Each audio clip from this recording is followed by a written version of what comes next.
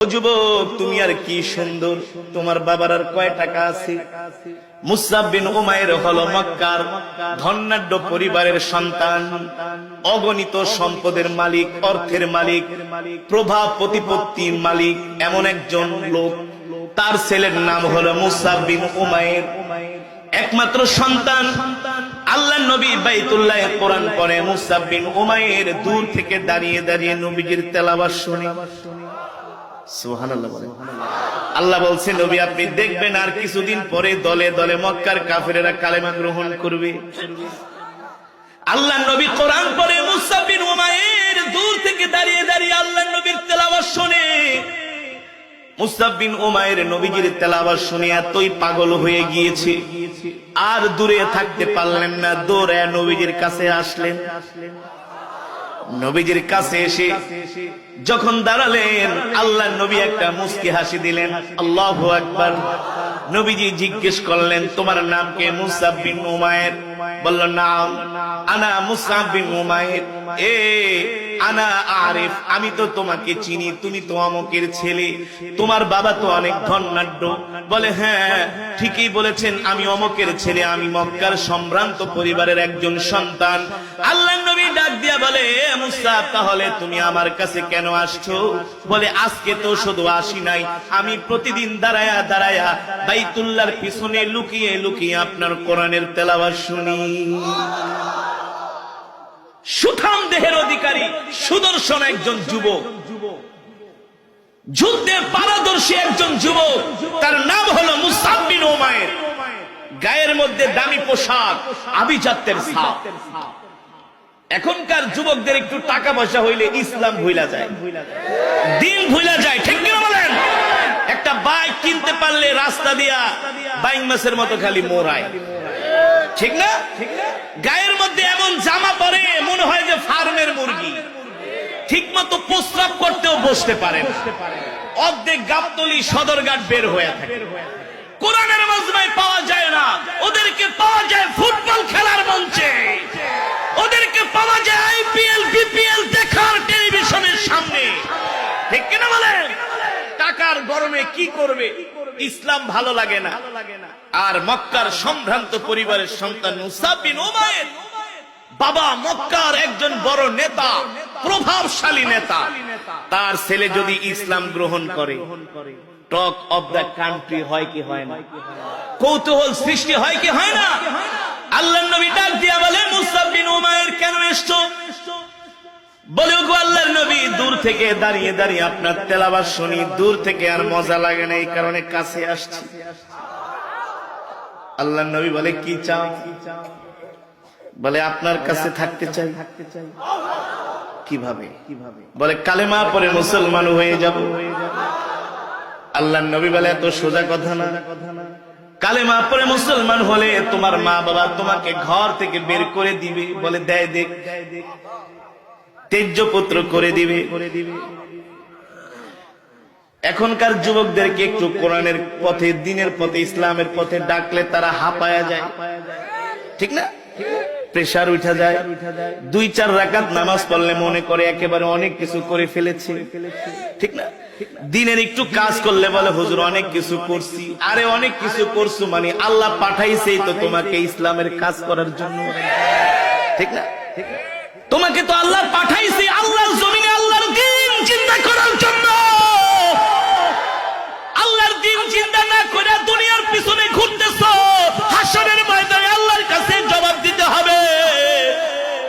আল্লাহ তো তোমাদেরকে পাঠাইছে আল্লাহর নবীর জন্য জীবন দিয়া দিবা। পঞ্চগড়ের আশিক রাসূলুল্লাহ যেমন জীবন দিয়েছে এমন জীবন দিয়ে দিবা।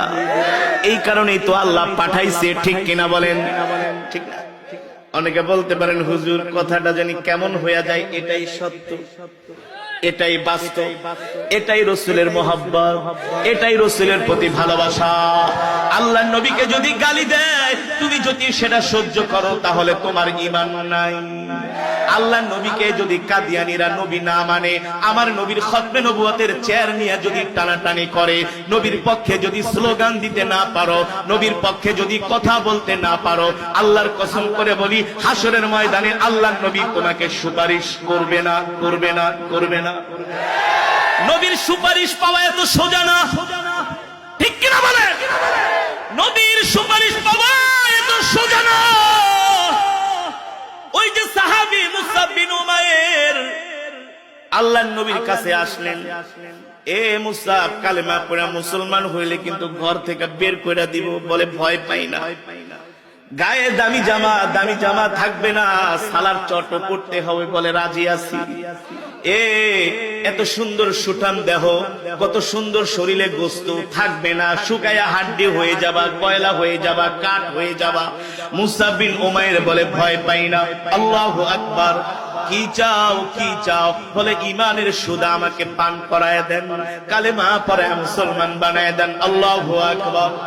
সিরাত ইবনে কাসিরের মধ্যে এসেছে, সিরাতে মুস্তাফার মধ্যে এসেছে, আল্লাহর নবী মুসআব বিন উমাইরের হাত ধরে বললেন, এ মুসআব পড়ো লা ইলাহা ইল্লাল্লাহু মুহাম্মাদুর রাসূলুল্লাহ সাল্লাল্লাহু।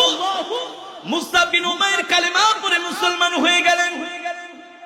এবার মুসআব বিন উমাইর বলে, আল্লাহর নবী এবার আমাকে অনুমতি দেন, আমি আমার গোত্রের কাছে যাইয়া ইসলাম গ্রহণের কথা বলে দিব।